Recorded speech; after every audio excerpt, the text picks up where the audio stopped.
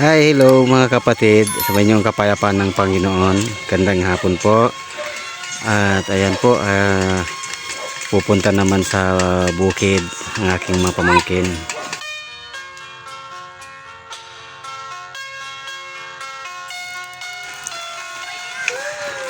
Ipapastol nila yung mga kalabaw. Ayan, so mayroon silang sakyan na karo o sa Ilocano kariton. Ito po ay kalabaw ang humihila. Kaya gustong gusto po ng aking bunso na pumunta kami rito sa bukid dahil ayan, gusto niyang sumakay ng kariton kasama ang kanyang mga pinsan. So naalala ko nung mga bata kami, ganyan kami kasama ang aking mga kapatid at ang aking mga pinsan din. Nagpapastol kami ng mga kalabaw sa bukid at tumutulong din kami sa aming mga magulang sa pagtatanim ng mga palay at paglilinis ng mga bawat pananim po namin noong kami mga bata pa.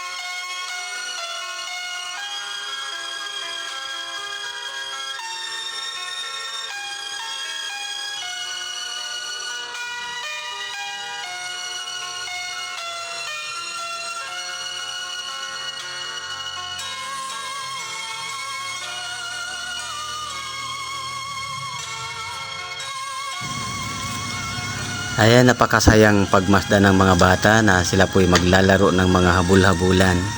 So, naalala ko nung kami mga bata pa sa mga kapatid ko, pinsan ko. Ganito kami, maglalaroan, habul-habulan sa bukid. Minsan, papalipad kami ng mga saranggula habang hinihintay namin yung oras para igarahin na namin yung mga kalabaw namin na ipinapastol dito sa bukid. Ayan, katulad po. Kaya ito po yung gustong gusto ng aking bunso. Ayan, yung babae, yung bunso ko. Kaya gusto niya na madalas kaming pumunta rito sa bukid namin para, ayan nga, masaya siya pagkasama niyang kanyang mga pinsan. Ito yung gusto niya na maglalaro.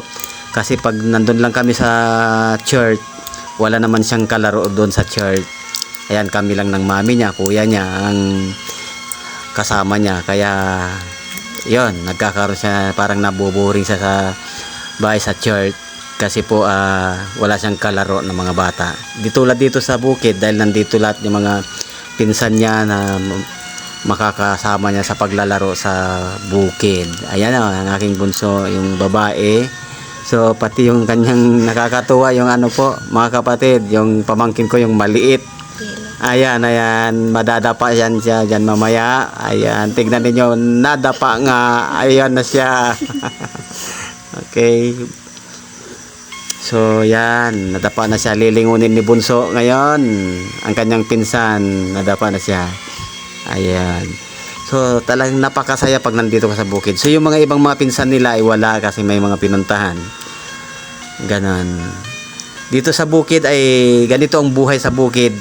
Masaya na kahit man di man masabi na marangyang buhay, pero proud na proud kami sa bukid dahil kami ay dito kami lumaki, dito kami nagkamalay at dito kami natuto kung paano kami bumungkal ng mga lupa at magtanim ng mga kamuti, mais, palay, kung ano-ano pa mang mga dapat naming itanim.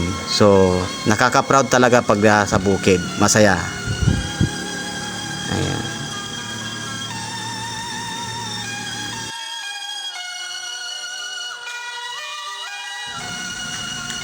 Ayan, hindi na nakasali sa habulan ng aking bunso dahil nga biglang sumakit ang kanyang ulo. Kaya nga sa katunayan po mga kapatid ay masamang pakiramdam ng aking bunso. So pinilit niya lang po dahil nga hindi ko mapipigilan na makipaglaro talaga ng habul-habulan dahil ito yung hinahanap-hanap niya. Kaya gusto niya na lagi kaming pupunta rito sa aming bukid.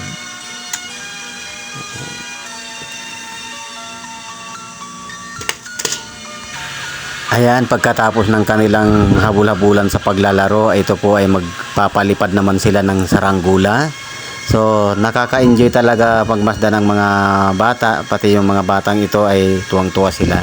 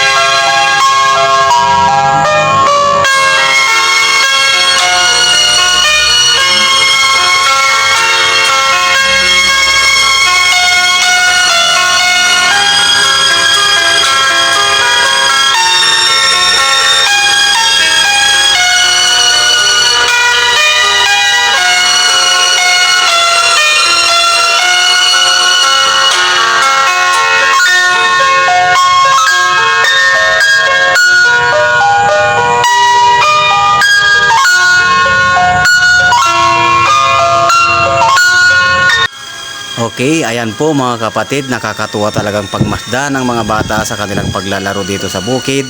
Sila po ay nagpapalipad ng saranggula. So hanggang sa muli, sumainyo pong kapayapaan ng ating Panginoong Kristo. At lagi nating tatandaan ng Diyos ay mabuti sa lahat ng oras at patuloy nating panatiliin sa buhay natin na maging sentro ang ating Panginoong Kristo. Okay, God bless us all.